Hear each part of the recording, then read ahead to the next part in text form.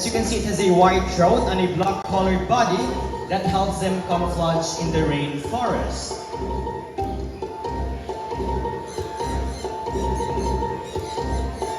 And toucans are only short flyers, unlike other birds. They can only fly from short distances, hopping from one branch and flap their wings vigorously to reach their destination. Now, there are 40 toucan species around the world, and one thing they have in common is their large and colorful bill. So as you can see, Mr. Horn here has a large and beautiful bill that looks heavy, but in reality it is extremely light, as it's only made up of protein and keratin, just like other hairs, our hairs and nails.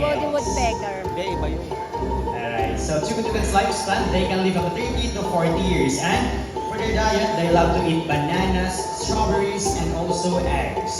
So round of applause to our most handsome toucan named Mr. Horn.